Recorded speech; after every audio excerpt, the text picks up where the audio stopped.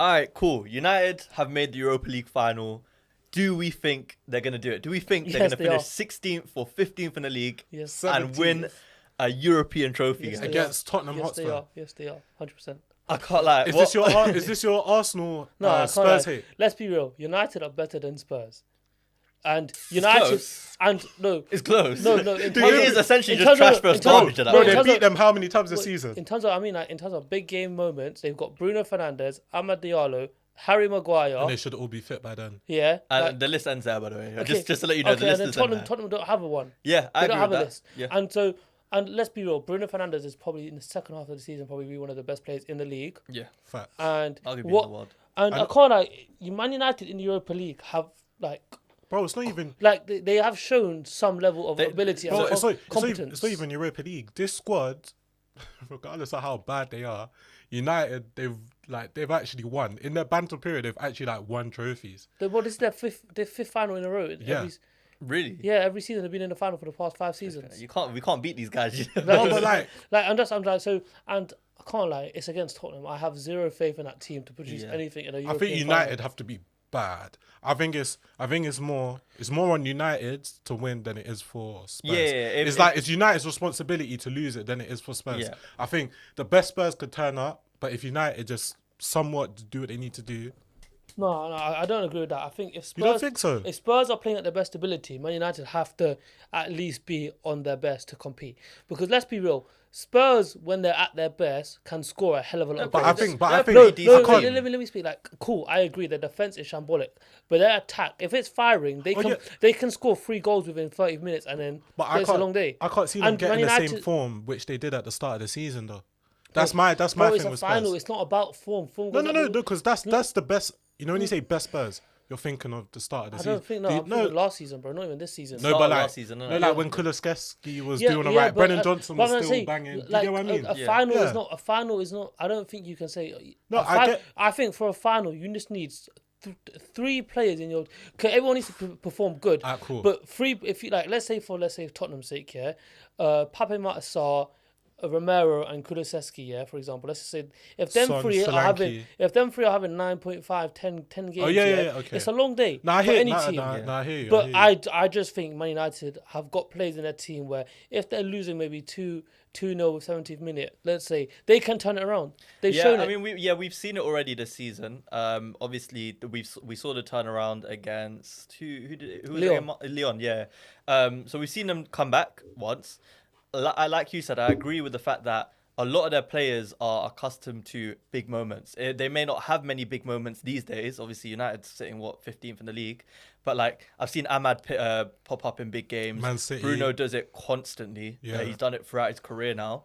And who was the other person you said? Harry Maguire. Harry Maguire's been there.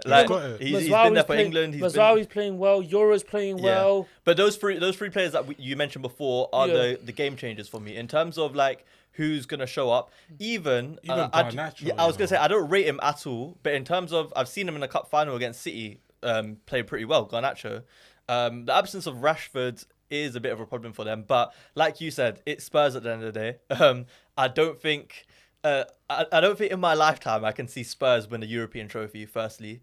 The only thing that kind of worries me is what Ange says. You know when he was like... I win trophies. Yeah, I win trophies in my next season. He thinks he's the reincarnation of Mourinho. He said he always wins trophies in his next season. If United win, how do you think it will help them moving forward? Because I think... Egos are through the roof.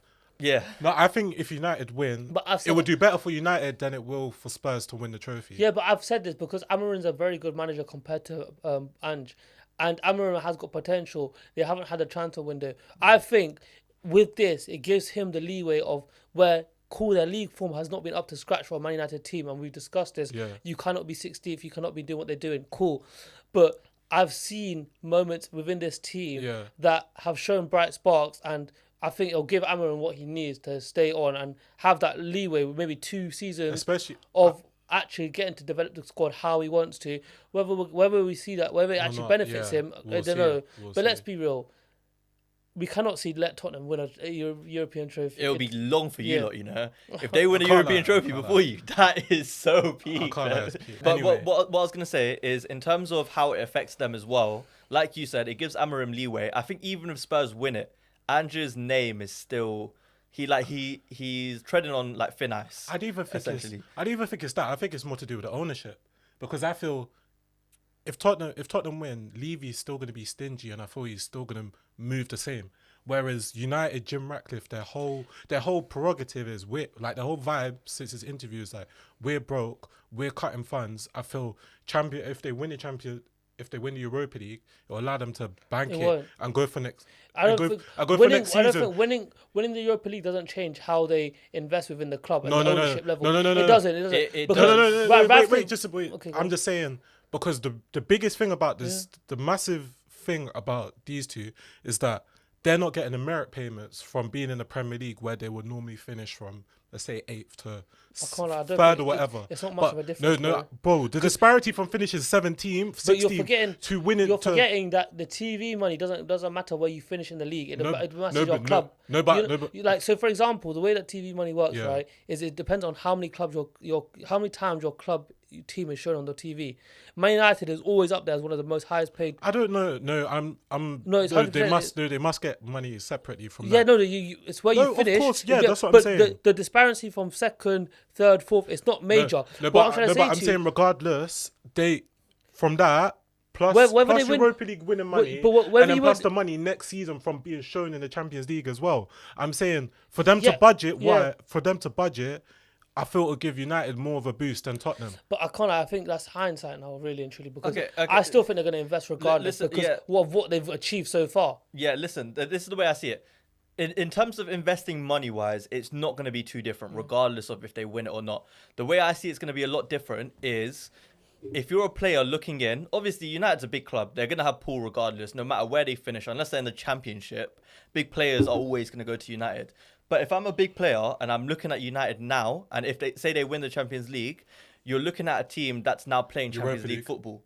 Win Europa League, that you're looking at a team that's now playing Champions League football, which is basically what every big player wants. If they make a move, they want guaranteed Champions League football. It's how it works, basically. So obviously, it's a big difference compared to, say they lose the Europa League, that you're looking at a team that just finished 15th, win nothing. The difference is and crazy. All of a sudden, your favourite word, narratives change. Yeah. If they win the Europa League, they're back in Champions League, regardless of where they finished in the league, they're still playing with the big boys, you know? It's crazy. Like the whole narrative behind the project and amorim and do you want to play under this manager? It feels a bit different because you're going to a team that's just off the back of winning a European trophy. Cool, it's not the champs, but Europa, the run they've had isn't like the easiest Europa League run I've seen. The way they've gone about it, Bilbao that they played the other day are 4th in La Liga right now, and they basically wiped the floor with them. So it shows promise. If you ask me personally, I still think, regardless of if they win Europa or not, unless they do serious recruitment next season, we're not looking at a finish above 8th. Above 8th in the league. But that's the next thing I want to get onto is, who do we think they should bring in?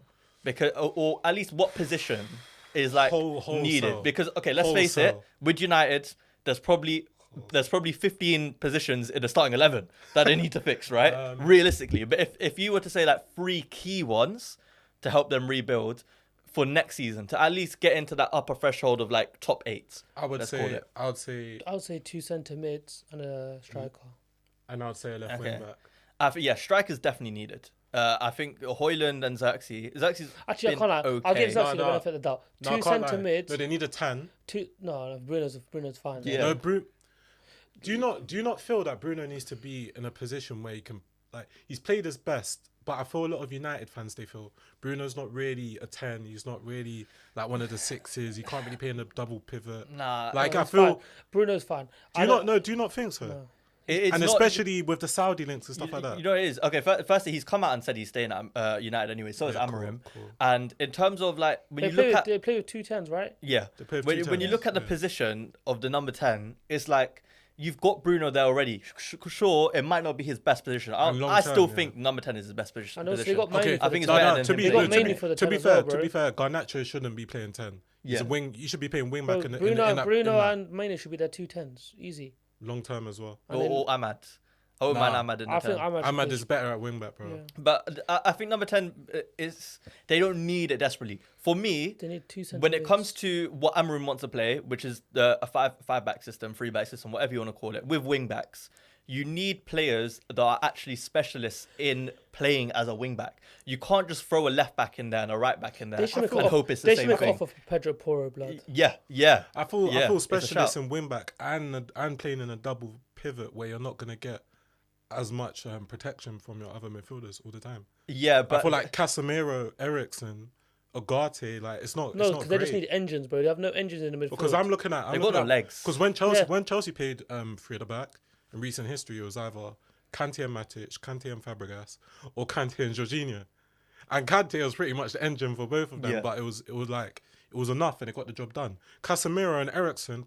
You legs in 2025. And someone who's flipping 36, 35, whatever it is. Bro. And I guess quickly, do you think they need a new goalie? Considering the amount of money they spent. Yeah, they need a new goalie. They do. You know, that's not a question. For United, they have no choice. It is. Let's face it. He single-handedly ruins games for them. What about Højlund? Højlund is a must. If there's someone who must go from that club, it's Højlund. No, it's Onana. Onana's above Højlund. Højlund showed more potential than Onana has. Nah. They're basically even, bro. I've seen Onana save penalties for United, and I've seen Højlund score a couple goals. Højlund's worse. Bro, Onana has cost them more points than Højlund has. Because, bro, let's be real. Højlund but it's more quantifiable with the goalkeeper. No, you can see physically where the Højlund doesn't get the chance. Højlund doesn't get the chances all the time. That's because of him. Yeah, that's because of his movement, if you have Bruno Fernandes as a 10, the striker cannot. must be the reason as to why he's not getting chances, bro. That's a weak excuse, man. Because when it's other people, you can say the service, you can say this and that. When it's Jackson, you said, he's not getting the service, he's not getting this, he's not getting that. But when it's another guy, you can't say he's not getting the service. Jackson got service, though. Jackson's been getting service. He did. He just doesn't finish his chances. Højlund doesn't get chances because he's spending 90 minutes trying to get in a fight with centre backs. You know what it is? Okay, cool. They're both high priority where you need to get them out. The only reason why I say goalkeeper a bit less is because you need a good goalkeeper to challenge for the league and to challenge for Champions League spots. I don't mind Xerxes. I think he's okay, but he's a good bench option. I would never... if they want to really compete for top 4 spots again, you can't have Xerxes leading the line. It won't work. Bro, we had flipping Marino. Marino's a better striker than half these men in the league, bro. He is. He's backing enough goals. He does the job a striker does, and both of their strikers don't do that job, which is scoring goals. Yes. We've spoken about it a lot on the podcast. Neither of them do it enough. Højlund is just a bit more frustrating because sometimes I watch him play and I just think there's nothing there. There's nothing going on in his head. There's no fin. Xerxes, you can actually tell he's got a bit of tech. He actually links up play well. When he plays well, he plays well. Whereas Højlund is like, cool, nice finish. Yeah, but Xerxes got feet, sorry. With Xerxes, you can pinpoint what his good attributes in football are. With Højlund, I know he's got a good finish on him, but... And that happens every one in how many games? It's not often enough, especially for a striker. Like, he makes me glad to have Nunes on my team, Fair, which crazy. says a lot.